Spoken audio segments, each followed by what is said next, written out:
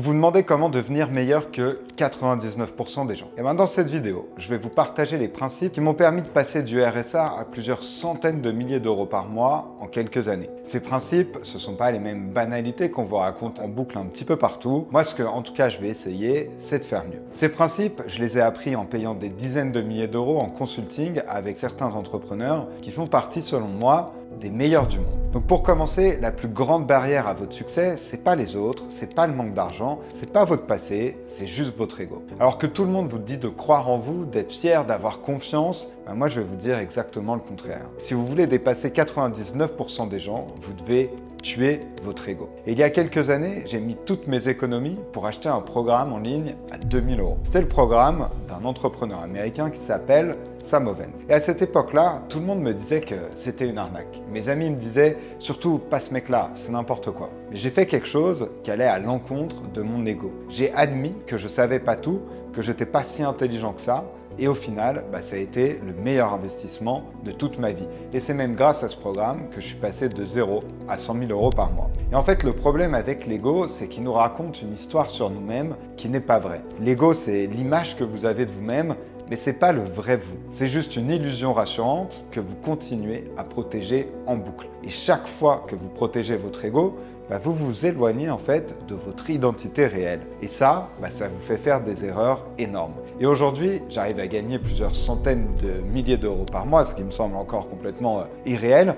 Mais pourtant, je me dis souvent, il y a des gens qui gagnent des milliards et ils ne sont pas forcément plus intelligents que moi. Alors qu'est-ce qu'ils ont compris que moi, j'ai pas compris? Et en fait, c'est ça, ne pas avoir d'ego, c'est accepter que peut-être même quand vous pensez avoir raison, il y a de fortes chances pour que vous vous trompiez quand même. Alors voilà ce que vous pouvez faire dès maintenant, par exemple, c'est quand vous êtes face à un problème ou face à un obstacle, au lieu de vous dire « je sais déjà comment on fait » ou « je suis sûr que ça ne va pas marcher pour moi », vous pouvez poser cette question et si tout ce que je pensais savoir, en fait c'était faux. Et réussir à faire des choses comme ça, ce qui est bien, c'est que ça ouvre votre esprit à des solutions que vous n'auriez jamais vues autrement. Donc jugez pas les autres et ayez pas peur d'être jugé, c'est aussi simple que ça. C'est en tout cas une bonne première étape parce que quand vous n'avez pas d'ego, vous pouvez enfin apprendre, vous pouvez enfin demander de l'aide et vous pouvez admettre vos erreurs et apprendre d'elles. Et c'est exactement comme ça que vous réussirez à dépasser tout le monde parce que la majorité des gens, et je dirais 99% des gens,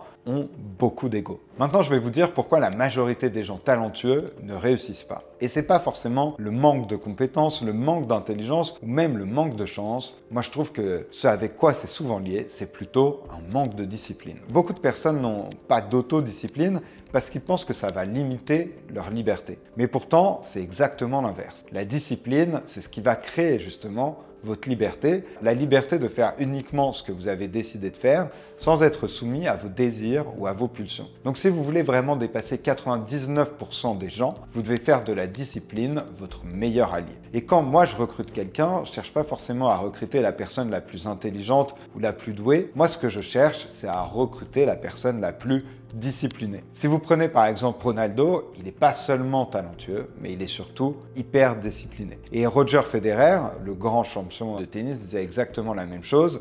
Réussir juste à show up tous les jours, à venir s'entraîner tous les jours, à être discipliné, ça, c'est un énorme talent en soi. Et je trouve qu'il a raison quand il dit ça. Parce que moi, je connais des génies qui ont échoué parce qu'ils n'arrivaient pas juste à maintenir une routine. Et j'ai vu vraiment des personnes ordinaires réussir à accomplir des choses extraordinaires parce qu'elles restaient disciplinées tous les jours, sans exception. Alors, être discipliné, c'est sûr, c'est pas facile. Et la discipline, c'est un petit peu comme un muscle. Plus vous l'utilisez et plus il devient fort. Au début, c'est dur. Au début, c'est même très dur. Votre cerveau cherche la facilité, le plaisir immédiat. Par exemple, manger un burger maintenant, c'est cool, ça fait du bien, mais si je mange des burgers tous les jours, je ne vais pas être en forme. Donc travailler dur tous les jours sur ces objectifs, oui, c'est souvent un peu embêtant, c'est pas facile, mais c'est seulement en faisant ça que vous avez une chance d'atteindre vos objectifs. Et ce que peu de gens comprennent vraiment, c'est que la discipline, c'est pas juste une restriction, c'est une libération. Et donc choisir le long terme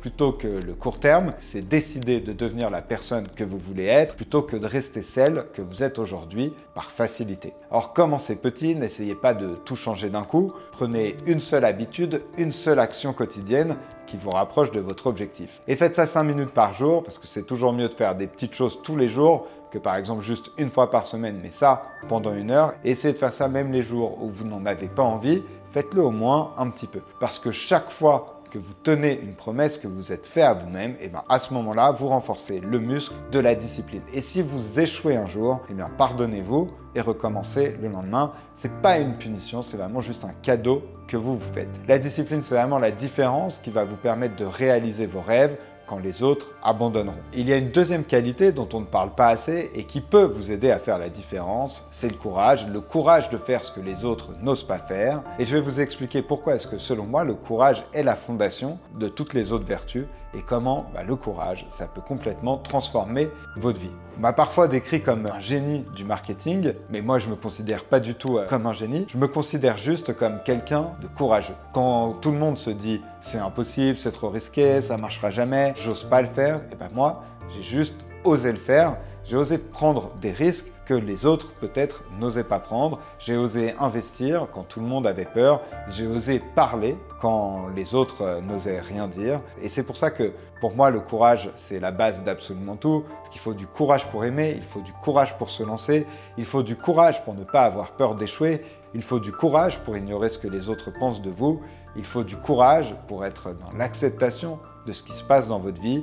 Il faut du courage pour surmonter les obstacles. Le vrai courage, c'est juste d'avancer malgré la peur. C'est de se dire « Ok, j'ai peur, mais je vais le faire quand même parce que c'est important pour moi. » C'est d'admettre et de dire « Ok, je me suis trompé, ma façon de faire n'était peut-être pas la bonne, je peux faire mieux. » Et ce qui est incroyable avec le courage, c'est que contrairement à l'intelligence, qui est en grande partie innée, le courage, c'est vraiment une décision, c'est un choix que vous pouvez faire à chaque instant. Alors commencez dès aujourd'hui, identifiez une chose qui vous fait peur, mais que vous savez bénéfique pour votre avenir. Et peut-être que c'est juste appeler ce client important, peut-être que c'est lancer ce projet, peut-être que c'est avoir cette conversation difficile à laquelle vous pensez depuis longtemps, mais au lieu de vous concentrer sur la peur, concentrez-vous vraiment sur ce que vous gagneriez en étant courageux. Au lieu de vous demander qu'est-ce qui pourrait mal tourner, demandez-vous plutôt ok, qu'est-ce qui pourrait arriver de bien si j'osais faire ça. Vraiment, prenez cette habitude de faire une chose courageuse chaque jour,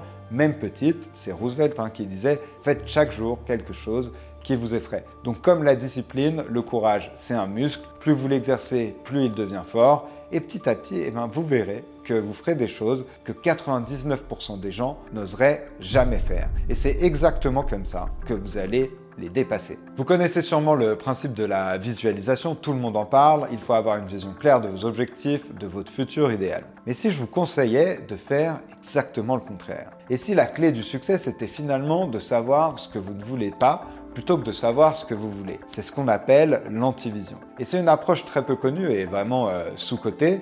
C'est Charlie Munger, l'associé de Warren Buffett, l'un des investisseurs les plus brillants de tous les temps, qui utilisait cette technique. Il fonctionnait en fait avec des anti-objectifs. Il disait toujours il faut inverser. Au lieu de se demander comment est-ce que je peux faire pour devenir riche, il se demandait comment être sûr de rester pauvre toute ma vie. Et puis il faisait exactement l'inverse. Il ne se demandait pas où il devait aller, mais il se demandait surtout où est-ce qu'il devait ne pas aller. Et si cette approche elle est puissante, c'est parce que souvent, c'est beaucoup plus facile de savoir ce qu'on déteste que ce qu'on aime. C'est plus facile d'identifier les choses qui nous rendent malheureux que les choses qui nous rendent vraiment heureux. Et surtout, c'est plus facile d'éviter quelque chose de concret que de poursuivre quelque chose de flou. Pour moi, par exemple, une des choses les plus importantes, c'était d'être libre et de ne pas avoir d'autorité au-dessus de moi. C'est pour ça que j'ai pas d'investisseur, que j'ai pas de boss, que j'ai pas de N+1, parce que mon antivision, c'était ça, c'était de me retrouver dans une situation où quelqu'un d'autre décide pour moi, où quelqu'un d'autre contrôle mon temps, mes décisions, ma vie.